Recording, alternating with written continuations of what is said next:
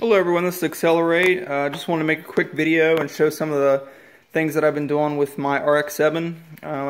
This is the 416 LS3 stroker 94 Rx7 that I've been working on for, seems like forever. But nonetheless, what I changed recently is the valve cover layout. What I used to have going is some GM Performance smooth valve covers, and then I relocated my coils. Now, to do this, it took actually quite a bit of work. I had the coil relocation brackets mounted all the way up under my bumper. I had virtually no other place to put them. My engine bay is real tight with the AC on the passenger side. The driver's side had room, but I wanted them to be even across the board. So it was kind of a pain to get it done. I had to run extensions ultimately through the fender, and then it came down. My plug wires came from up under the motor, and they were all custom. I made the plug wires myself and all that. So my biggest worry ultimately was weather. My coils were exposed. They were low in the engine bay. And I voiced some of those opinions earlier whenever I first did it.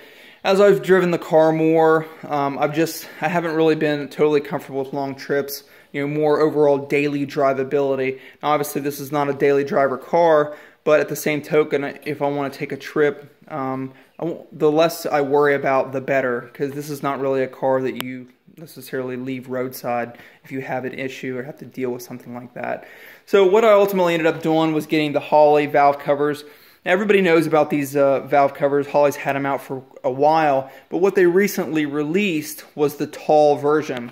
Now, of course, when I'm talking tall, I'm basically meaning the height, both outside and internal height. And ultimately, what it's there to accommodate for is a higher lift cam with aftermarket lifters, which I have both. So with these tall guys, I can handle up to the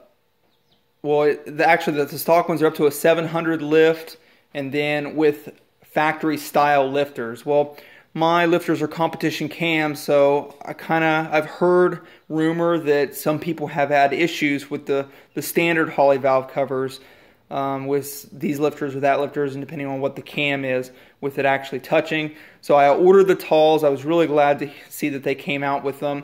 Obviously, I got it in the polished layout. It's not quite as clean as what I've had in the past, specifically whenever you have, the wiring and then the connector and, of course, the coil laying across.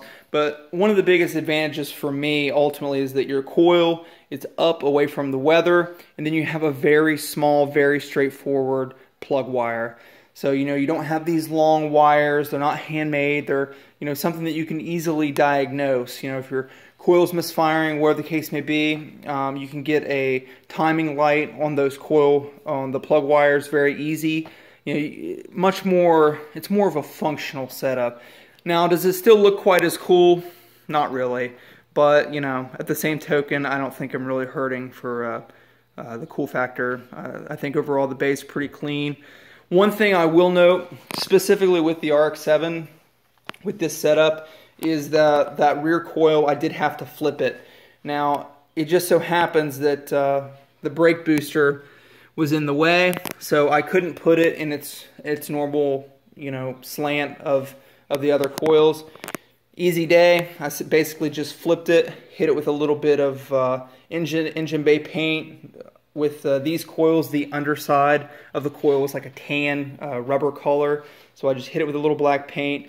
It's a little off, but again, it still looks fine.